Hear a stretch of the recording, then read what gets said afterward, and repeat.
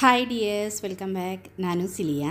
ಇವತ್ತಿನ ವಿಡಿಯೋದಲ್ಲಿ ದಿಢೀರಾಗಿ ನಮಗೆ ಮಾಡುವಂತಹ ಒಂದು ಹೆಲ್ತಿ ಬ್ರೇಕ್ಫಾಸ್ಟ್ ರೆಸಿಪಿ. 1 ಕಪ್ ರವೆ ಮತ್ತು 1 ಟೊಮೆಟೊ ಹಣ್ಣು ಮತ್ತು ಒಂದು 2 ಅಥವಾ 3 ಉದ್ದ ಮೆಣಸಿನಕಾಯಿ ಇದ್ದರೆ ನಮಗೆ ಸುಲಭವಾಗಿ ಈ ತಿಂಡಿಯನ್ನು ಮಾಡಬಹುದು. ನನ್ನ ಈ ವಿಡಿಯೋ ನೋಡ್ತಿದ್ದಂಗೆ ನಿಮಗೆ ಇಷ್ಟ ಆದರೆ ಪ್ಲೀಸ್ ಲೈಕ್ ಮಾಡಿ, ಶೇರ್ ಮಾಡಿ. ನೋಡಿ, ಈ ರೆಸಿಪಿ ಮಾಡಲಿಕ್ಕೆ ಫಸ್ಟಿಗೆ ನಾನೊಂದು ಬೌಲ್ ತಗೊಂಡಿದ್ದೀನಿ. ಆ ಬೌಲಿಗೆ 1 ಕಪ್ ಬಾಂಬೆ ರವೆಯನ್ನು ತಗೊಂಡಿದ್ದೀನಿ. ನಾವು ಸಜ್ಜಿಗೆ ಉಪ್ಪಿಟ್ಟೆಲ್ಲ ಮಾಡ್ತೀವಲ್ಲ, ಅದೇ ರವೆ. ಅದಕ್ಕೆ ಒಂದು 1/4 ಕಪ್ ಅಳತೆಯಷ್ಟು ಗೋಧಿ ಹಿಟ್ಟನ್ನು ಸಹ ಸೇರಿಸಿದ್ದೀನಿ. ಇನ್ನು ಇದನ್ನೊಂದು ಸೈಡಿಗೆ ಇಡೋಣ. ಇನ್ನು ನಮಗೆ ಬೇಕಾದ್ದು 1 ಟೊಮೆಟೊ ಹಣ್ಣು. ದೊಡ್ಡ ಟೊಮೆಟೊ ಹಣ್ಣಾದರೂ ಆಗುತ್ತೆ, ಇಲ್ಲ ನಿಮ್ಮ ಹತ್ರ ಸಣ್ಣದಿದ್ದರೆ ಸಣ್ಣದಾದರೂ ಆಗುತ್ತೆ. ಒಂದು 3 ಕೆಂಪು ಮೆಣಸಿನಕಾಯಿ ಮತ್ತು ಒಂದು ಸ್ವಲ್ಪ ಶುಂಠಿಯನ್ನು ತಗೊಂಡಿದ್ದೀನಿ. ಇನ್ನೊಂದು ಮಿಕ್ಸಿ ಜಾರ್ ತಗೊಂಡು ಈ ಶುಂಠಿ ಇದೆಯಲ್ಲ, ಶುಂಠಿಯನ್ನು ಕಟ್ ಮಾಡಿ ಮಿಕ್ಸಿ ಜಾರಿಗೆ ಹಾಕುವ. ಅದೇ ರೀತಿ ನಾವು ತೆಗೆದಿಟ್ಟಿರುವಂತಹ ಮೆಣಸಿನಕಾಯಿಯನ್ನು ಸಹ ಹಾಕಿದ್ದೀನಿ. ಟೊಮೆಟೊ ಹಣ್ಣನ್ನು ಸಹ ಕಟ್ ಮಾಡಿ ಮಿಕ್ಸಿ ಜಾರಿಗೆ ಹಾಕಿ ಇದನ್ನು ನಾವು ಫಸ್ಟಿಗೆ ಒಂದು ಸರ್ತಿ ಗ್ರೈಂಡ್ ಮಾಡಬೇಕು. ತುಂಬ ನೈಸಾಗಿ ಏನು ಗ್ರೈಂಡ್ ಮಾಡಬೇಕಾದ ಅವಶ್ಯಕತೆ ಇಲ್ಲ, ಸ್ವಲ್ಪ ಕ್ರಷ್ ಆದರೆ ಸಾಕು. ಈಗ ನಾನು ಇದನ್ನು ಗ್ರೈಂಡ್ ಮಾಡಿಕೊಂಡು ಬರ್ತೀನಿ. ಇವಾಗ ಇದಕ್ಕೆ ನೀರು ಹಾಕಬೇಕಾದ ಅವಶ್ಯಕತೆ ಇಲ್ಲ. ಟೊಮೆಟೊ ಹಣ್ಣಲ್ಲೆಲ್ಲ ಸ್ವಲ್ಪ ನೀರು ಇರುತ್ತೆ ನೋಡಿ, ಇದೇ ರೀತಿ ಗ್ರೈಂಡ್ ಮಾಡಿದರೆ ಸಾಕು. ಇನ್ನು ನಾವು ತೆಗೆದಿಟ್ಟಿರುವಂತಹ ರವೆ ಮತ್ತು ಗೋಧಿ ಹಿಟ್ಟನ್ನು ಇದಕ್ಕೆ ಸೇರಿಸಿ ಇನ್ನು ನಾವು ಗ್ರೈಂಡ್ ಮಾಡಬೇಕು. ನೈಸಾಗಿ ಗ್ರೈಂಡ್ ಮಾಡಬೇಕು. ನಮಗೆ ಬೇಕಾದಷ್ಟು ನೀರನ್ನು ಸಹ ಸೇರಿಸಿ ಇದನ್ನು ನಾವಿನ್ನು ನೈಸಾಗಿ ಗ್ರೈಂಡ್ ಮಾಡಬೇಕು.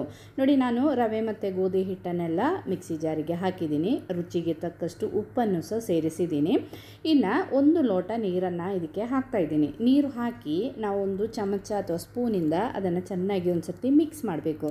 ಇಲ್ಲಾಂದರೆ ಗೋಧಿ ಹಿಟ್ಟು ರವೆ ಎಲ್ಲ ನಮ್ಮದು ಮಿಕ್ಸಿ ಜಾರು ಜಾಮ್ ಆಗುವ ಚಾನ್ಸಸ್ ಇದೆ. ನೋಡಿ, ಇದೇ ರೀತಿ ನೀರನ್ನೆಲ್ಲ ಸ್ವಲ್ಪ ತಳಭಾಗಕ್ಕೆ ಮಾಡಿ ಇನ್ನು ಇದನ್ನು ನೈಸಾಗಿ ಗ್ರೈಂಡ್ ಮಾಡಬೇಕು. ನೋಡಿ, ಈ ಹದಕ್ಕೆ ಗ್ರೈಂಡ್ ಮಾಡಬೇಕು. ಇನ್ನು ಇದನ್ನು ಬೇರೆ ಒಂದು ಬೌಲಿಗೆ ಹಾಕೋಣ. ನಾನು ಮಿಕ್ಸಿ ಜಾರಿಗೆ ಹಾಕಿದಾಗ ಸ್ವಲ್ಪ ಜಾಸ್ತಿ ಹಿಟ್ಟು, ಅದಕ್ಕೆ ನಾನು 2 ಬ್ಯಾಚಾಗಿ ಇದನ್ನು ಗ್ರೈಂಡ್ ಮಾಡಿದ್ದೀನಿ. ಫಸ್ಟ್ ಬ್ಯಾಚನ್ನು ಬೌಲಿಗೆ ಹಾಕಿದ್ದೀನಿ. ಅದೇ ರೀತಿ ಸೆಕೆಂಡ್ ಬ್ಯಾಚನ್ನು ಸಹ ನಾನು ಇವಾಗ ಈ ಬೌಲಿಗೆ ಹಾಕ್ತಾಯಿದ್ದೀನಿ. ಇನ್ನು ಮಿಕ್ಸಿ ಜಾರನ್ನೆಲ್ಲ ಕ್ಲೀನ್ ಮಾಡಿ ಸ್ವಲ್ಪ ನೀರನ್ನು ಇದಕ್ಕೆ ಸೇರಿಸಿ ಚೆನ್ನಾಗಿ ಇದನ್ನು ಮಿಕ್ಸ್ ಮಾಡಬೇಕು. ಈಗ 2 ಬ್ಯಾಚಾಗಿ ರುಬ್ಬಿದ್ದೀನಲ್ಲ, ಈಗ ಗೋಧಿ ಹಿಟ್ಟೆಲ್ಲ ಹಾಕಿದ್ದೀವಿ, ಅದಕ್ಕೆ ಸ್ವಲ್ಪ ದಪ್ಪ ಥರ ಕಾಣುತ್ತೆ. ಚೆನ್ನಾಗಿ ಇದನ್ನು ಮಿಕ್ಸ್ ಮಾಡಬೇಕು. ಮಿಕ್ಸ್ ಮಾಡಿದಾಗ ಈ ಹದಕ್ಕೆ ಬರುತ್ತೆ. ಇದೇ ನಮ್ಮದು ಕರೆಕ್ಟ್ ಕನ್ಸಿಸ್ಟೆನ್ಸಿ. ಇನ್ನು ಉಪ್ಪು ಒಂದು ಸರ್ತಿ ಚೆಕ್ ಮಾಡಬೇಕು. ನಾವು ಉಪ್ಪು ಹಾಕಿದ್ದೀವಿ, ಆದರೂ ಸಹ ನೀರೆಲ್ಲ ಹಾಕಿದ ಮೇಲೆ ಉಪ್ಪಿಲ್ಲ ಅಂದರೆ ಇದಕ್ಕೆ ಬೇಕಾದಷ್ಟು ಉಪ್ಪನ್ನು ಸಹ ಸೇರಿಸಿ ಇನ್ನೊಂದು ಸರ್ತಿ ಎಲ್ಲ ಚೆನ್ನಾಗಿ ಒಂದು ಸರ್ತಿ ಮಿಕ್ಸ್ ಮಾಡಬೇಕು. ಒಂದು 2 ನಿಮಿಷ ಇದೇ ರೀತಿ ಕೈ ಬಿಡದೆ ಮಿಕ್ಸ್ ಮಾಡಬೇಕು. ಮಿಕ್ಸ್ ಮಾಡಿ ಕವರ್ ಮಾಡಿ ಒಂದು 5 ನಿಮಿಷ ಇದನ್ನು ರೆಸ್ಟ್ ಆಗಲಿಕ್ಕೆ ನಾವು ಬಿಡೋಣ. ಆ 5 ನಿಮಿಷದಲ್ಲಿ ನಮಗೆ ಒಳ್ಳೆಯ ಒಂದು ಚಟ್ನಿಯನ್ನು ರೆಡಿ ಮಾಡೋಣ. ಚಟ್ನಿ ಮಾಡಲಿಕ್ಕೋಸ್ಕರ ಫಸ್ಟಿಗೆ ನಾನು 1 ಕಪ್ಪಷ್ಟು ತೆಂಗಿನಕಾಯಿ ತುರಿಯನ್ನು ತಗೊಂಡಿದ್ದೀನಿ. ಅದಕ್ಕೆ ಒಂದು 2 ಹಸಿಮೆಣಸಿನಕಾಯಿಯನ್ನು ಹಾಕ್ತಾಯಿದ್ದೀನಿ. ಹಸಿಮೆಣಸಿನಕಾಯಿ ನಿಮ್ಮ ಖಾರಕ್ಕನುಸಾರ ಹಾಕ್ಬೋದು. ಸ್ವಲ್ಪ ಶುಂಠಿ ತಗೊಂಡಿದ್ದೀನಿ ಮತ್ತು ಸ್ವಲ್ಪ ಪುಟಾಣಿ ಕಡಲೆಯನ್ನು ತಗೊಂಡಿದ್ದೀನಿ. ನೋಡಿ, ಪುಟಾಣಿ ಕಡಲೆ ಒಂದು ಅರ್ಧ ಕೈ ಹಿಡಿಯಷ್ಟು ನಾನು ಇದಕ್ಕೆ ಹಾಕ್ತಾಯಿದ್ದೀನಿ. ಇನ್ನು ನಾವು ಇದಕ್ಕೆ ರುಚಿಗೆ ತಕ್ಕಷ್ಟು ಉಪ್ಪನ್ನು ಸಹ ಸೇರಿಸಿ ಇದಿಷ್ಟು ಸಾಕು. ಇದನ್ನು ಒಳ್ಳೆ ನೈಸಾಗಿ ಗ್ರೈಂಡ್ ಮಾಡೋಣ. ಗ್ರೈಂಡ್ ಮಾಡಿ ಆಮೇಲೆ ಒಂದು ಪಾನ್ ಬಿಸಿ ಆದಮೇಲೆ ಒಂದು 2 ಚಮಚ ಎಣ್ಣೆಯನ್ನು ಹಾಕಬೇಕು. ಎಣ್ಣೆ ಚೆನ್ನಾಗಿ ಬಿಸಿ ಆದಮೇಲೆ ಇದಕ್ಕೆ ಸಾಸಿವೆ ಮತ್ತು ಉದ್ದಿನ ಬೇಳೆನ ಹಾಕಬೇಕು. ನಿಮಗೆ ದಪ್ಪ ಚಟ್ನಿ ಬೇಕಂದರೆ ನೀವು ಒಗ್ಗರಣೆ ಹಾಕಿ ಚಟ್ನಿಗೆ ಒಗ್ಗರಣೆಯನ್ನು ಹಾಕಿದರೆ ಸಾಕು. ನಾನಿವಾಗ ಸ್ವಲ್ಪ ನೀರು ಥರ ಚಟ್ನಿಯನ್ನು ಮಾಡ್ತಾಯಿದ್ದೀನಿ. ಈಗ ಎಣ್ಣೆ ಬಿಸಿ ಆದಮೇಲೆ ಅದಕ್ಕೆ ಸಾಸಿವೆ ಮತ್ತು ಉದ್ದಿನ ಬೇಳೆಯನ್ನು ಹಾಕಿದ್ದೀನಿ. ಈ ಉದ್ದಿನ ಬೇಳೆ ಮತ್ತು ಸಾಸಿವೆ ಎಲ್ಲ ಚೆನ್ನಾಗಿ ಹೊಡೆದ ಮೇಲೆ ಇನ್ನು ಸಣ್ಣ ಸಣ್ಣ ಕಟ್ ಮಾಡಿರುವಂತಹ ಸ್ವಲ್ಪ ಈರುಳ್ಳಿ ಮತ್ತು ಕರಿಬೇವು ಸೊಪ್ಪು ಮತ್ತು ಒಣಮೆಣಸಿನಕಾಯಿಯನ್ನು ಹಾಕ್ತಾಯಿದ್ದೀನಿ. ಹಾಕಿ ಇದನ್ನೆಲ್ಲ ಚೆನ್ನಾಗಿ ಒಂದು ಸರ್ತಿ ನಾವು ಫ್ರೈ ಮಾಡಬೇಕು. ಫ್ರೈ ಆಗುವಾಗ ಒಳ್ಳೆ ಸ್ಮೆಲ್ ಬರುತ್ತೆ. ಈರುಳ್ಳಿ ಎಲ್ಲ ಸ್ವಲ್ಪ ಕೆಂಪು ಬಣ್ಣಕ್ಕೆ ಬರಬೇಕು, ಆವಾಗ ಟೇಸ್ಟ್ ಚೆನ್ನಾಗಿರುತ್ತೆ. ಅದೇ ರೀತಿ ಒಳ್ಳೆ ಸ್ಮೆಲ್ ಕೂಡ ಬರುತ್ತೆ. ಇವಾಗ ಇದೆಲ್ಲ ಚೆನ್ನಾಗಿ ಫ್ರೈ ಆದಮೇಲೆ ನಾವು ಗ್ರೈಂಡ್ ಮಾಡಿ ಇಟ್ಟಿರುವಂತಹ ಚಟ್ನಿಯನ್ನು ಇದಕ್ಕೆ ಸೇರಿಸೋದು. ಪುಟಾಣಿ ಕಡ್ಲೆ ಎಲ್ಲ ಹಾಕಿ ಗ್ಯಾಸ್ಟ್ರಿಕ್ ಆಗೋರಾಗಿದ್ದರೆ ಇದಕ್ಕೆ ಸ್ವಲ್ಪ ಹಿಂಗನ್ನು ಸಹ ನಿಮಗೆ ಸೇರಿಸ್ಬೋದು. ನಾನಿವಾಗ ಸ್ವಲ್ಪ ಹಿಂಗಿನ ಪುಡಿಯನ್ನು ಸಹ ಇದಕ್ಕೆ ಸೇರಿಸಿದ್ದೀನಿ. ಇನ್ನು ಒಳ್ಳೆ ಸ್ಮೆಲ್ ಬರುತ್ತೆ ನೋಡಿ. ಆವಾಗ ನಾವು ಗ್ರೈಂಡ್ ಮಾಡಿಟ್ಟಿರುವಂತಹ ಚಟ್ನಿಯನ್ನು ಇದಕ್ಕೆ ಸೇರಿಸಿ ಬೇಕಾದಷ್ಟು ನೀರನ್ನು ಸಹ ಸೇರಿಸಿ ಇದನ್ನು ಮಿಕ್ಸ್ ಮಾಡ್ತಾ ನಾವು ಕುದಿಸಬೇಕು. ಕುದಿಸೋದಂದರೆ ಜಾಸ್ತಿ ಕುದಿಸ್ಲಿಕ್ಕಿಲ್ಲ, ಇದೊಂದು ಕುದಿ ಬಂದರೆ ಸಾಕು. ಈಗ ನೋಡಿ ಮಿಕ್ಸಿ ಜಾರನ್ನೆಲ್ಲ ಕ್ಲೀನ್ ಮಾಡಿ ನಾನು ಸ್ವಲ್ಪ ನೀರನ್ನು ಸಹ ಇದಕ್ಕೆ ಹಾಕಿ ಇದೇ ರೀತಿ ಮಿಕ್ಸ್ ಮಾಡ್ತಾ ಇರಬೇಕು. ತುಂಬ ಕುದಿ ಬಂದರೆ ಅದು ನೀರಾಗುತ್ತೆ, ಜಾಸ್ತಿ ಕುದಿ ಬರಬಾರ್ದು. ಈಗ ಕುದಿತಾ ಬರ್ತಾ ಇದ್ದಂಗೆ ನಾವು ಇದನ್ನು ಆಫ್ ಮಾಡಬೇಕು. ಕುದ್ದು ಇದು ಮೇಲೆ ಬಂದರೆ ನಮ್ಮದು ಮತ್ತು ಚಟ್ನಿ ನೀರು ಬೇರೆ ಮತ್ತು ಚಟ್ನಿ ಬೇರೆ ಆ ಥರ ಆಗುತ್ತೆ. ಅದಕ್ಕೆ ನೋಡಿ ಲೈಟಾಗಿ ಈ ಥರ ಕುದಿಲಿಕ್ಕೆ ಸ್ಟಾರ್ಟ್ ಆದ ತಕ್ಷಣ ಚೆನ್ನಾಗಿ ಮಿಕ್ಸ್ ಮಾಡಿ ಸ್ಟವನ್ನು ಆಫ್ ಮಾಡಿದರೆ ನಮ್ಮದು ಸೂಪರ್ ಆಗಿರುವ ಚಟ್ನಿ ಇಲ್ಲಿ ರೆಡಿ ಆಯಿತು. ಅದೇ ನಾವು ಇವಾಗ ರೆಡಿ ಮಾಡಿಟ್ಟಿರುವಂಥ ಹಿಟ್ಟನ್ನು ಸಹ ನಮಗೀಗ ದೋಸೆ ಮಾಡೋಣ.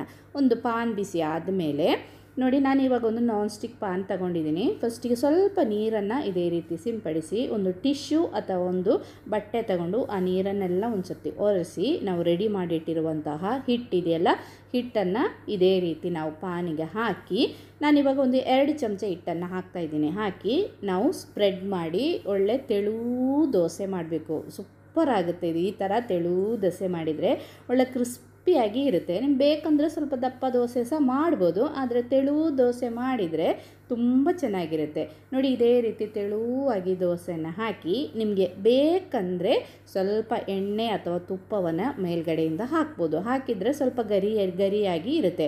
ಮಕ್ಕಳಿಗೆಲ್ಲ ದೋಸೆ ಇದೇ ರೀತಿ ಮಾಡೋದಾದರೆ ಸ್ವಲ್ಪ ತುಪ್ಪವನ್ನು ಹಾಕಿ ಮಾಡಿದರೆ ಚೆನ್ನಾಗಿರುತ್ತೆ. ಅದೇ ನೀವು ಡಯಟ್ ಎಲ್ಲ ಮಾಡುವವರು ಸ್ವಲ್ಪ ರುಚಿಯಾಗಿ ಬೇಕಂದರೆ ಇದೇ ರೀತಿ ದೋಸೆಯನ್ನು ದಿಢೀರಾಗಿ ಮಾಡಿ ತಿನ್ಬೋದು. ಆದರೆ ಎಣ್ಣೆಯನ್ನು ಅಥವಾ ತುಪ್ಪವನ್ನು ಸ್ಕಿಪ್ ಮಾಡಿ.